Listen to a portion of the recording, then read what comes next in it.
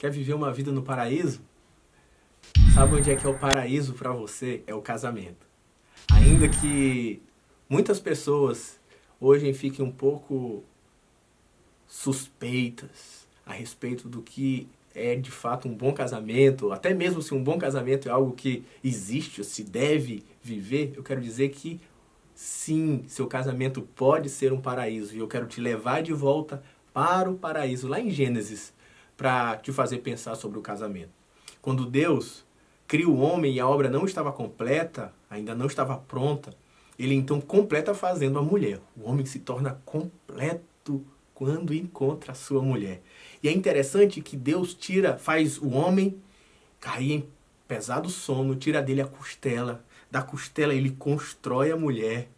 E o homem sem a costela, ele poderia ser alguém que estava mais fraco, estava sem um pedaço de si, sem força, mas ele não fica mais fraco, porque Deus devolve um pedaço dele de volta. Ele encaixa de novo um pedaço dele, como devolvendo uma mulher pronta, construída, feita para ele. Então nós nos completamos, nós nos complementamos no casamento. Como é que a gente pode nos complementar no casamento? Em primeiro lugar, para a gente ter uma relação saudável, para a gente ter uma relação completa, acontece isso através de um ambiente de aliança. Quando Deus cria a mulher, a partir da costela do homem, ele devolve ela, diz o final do texto, para Adão. Ele a dá para Adão.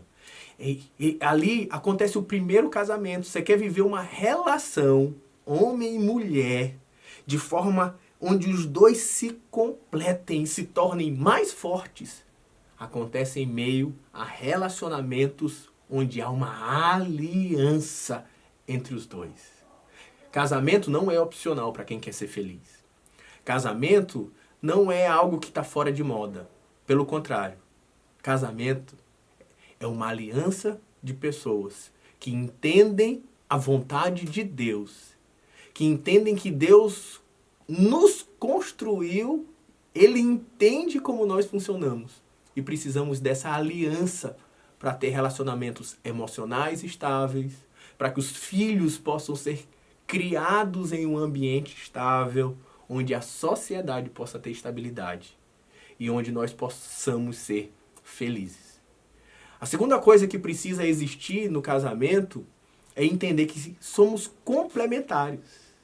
Nós não somos totalmente iguais. Somos iguais, da mesma natureza, semelhantes a Deus, a imagem e semelhança, mas somos complementares. Nós temos diferentes papéis que se encaixam. É interessante como a gente complementa o outro no casamento. Por exemplo, a Bíblia nos conta em Eclesiastes que é melhor ser dois do que um, porque se um cai, o outro levanta. Se faz frio à noite, um aquece o outro. E assim a gente vai se complementando. Por exemplo, a minha esposa na nossa casa é quem toma conta das nossas finanças. Ela que organiza, ela que administra. Às vezes eu não sei nem alguns detalhes das nossas despesas, mas ela faz isso muito bem, administrando as finanças do nosso lar. A gente se complementa. Quantas vezes eu não me sinto que sou santificado, ou cresço na minha fé por causa da minha esposa? Ou quantos líderes de célula da nossa igreja, ou quantos homens não são fiéis cristãos na sua vida pessoal porque há mulheres que os ajudam e os fortalecem e os corrigem nesse processo de santificação. A gente se complementa. Quantas mulheres se sentem seguras porque tem um marido lutando por elas, defendendo-as da vida, onde elas se sentem protegidas por um homem que é a força do lar, é a coragem do lar. A gente se complementa nas nossas diferenças. E quantos homens famílias se tornam mais sensíveis, por causa, às vezes, tendo um homem daquele jeito másculo de ser, há mulheres que têm sensibilidade, intuição. A gente sozinho, a gente é só metade. Mas quando a gente está junto, a gente se complementa. Como é importante casar. E essa complementaridade, ela precisa acontecer num ambiente de amor. O casamento reflete quem Deus é, e Deus é amor. Por que Deus não fez a gente só homem ou só mulher? Ele fez homem e mulher e constituiu deles família. Porque só assim poderíamos expressar de fato a imagem de Deus. Deus que se vive em profundo relacionamento de amor da Trindade. E assim nós vivemos profundo relacionamento de amor da família. E nessa família a gente se ama, a gente cuida um do outro, a gente alegra um ao outro. A gente não casa pra gente ser feliz, a gente casa pra amar. E amar é fazer o outro feliz.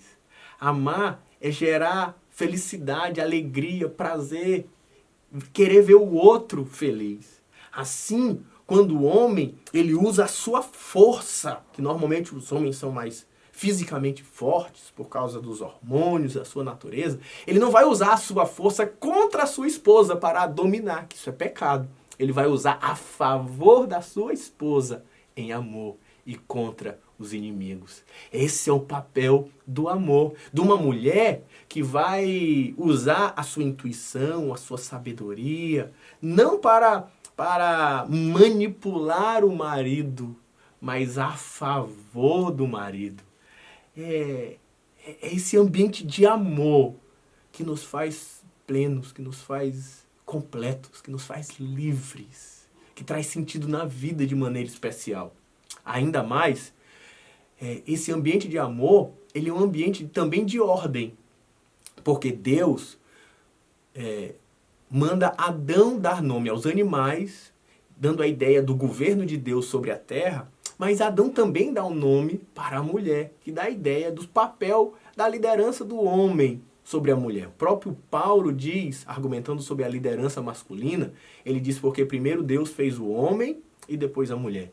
Então há um papel de liderança, assim, de ordem na família, onde Paulo vai dizer porque o homem é o cabeça da mulher. Porém, não significa que é o homem que manda, que dá a palavra final, que eu vou usar isso a favor de mim. Isso é individualismo, isso é o espírito da nossa era, isso é machismo, isso não é a palavra de Deus. A palavra de Deus diz que quando ele coloca alguém como cabeça, ele faz como Cristo, que é a cabeça da igreja. E em Efésios ele diz que o marido deve amar a sua esposa como cabeça sim, mas como Cristo amou a sua igreja e se sacrificou por ela. A gente vai usar a força de homem, a gente vai usar a liderança do homem, não para subjugar, não para humilhar, não para que a nossa vontade e perspectiva do mundo se estabeleça na nossa família. Mas a gente vai usar tudo isso para servir a nossa família, para cuidar dos nossos filhos. Nem que seja preciso, por vezes, sacrificar a nossa própria vida, a nossa própria felicidade, para fazer a nossa esposa feliz. Porque isso é o verdadeiro casamento. Isso é o verdadeiro amor. Deus abençoe e viva um casamento no paraíso.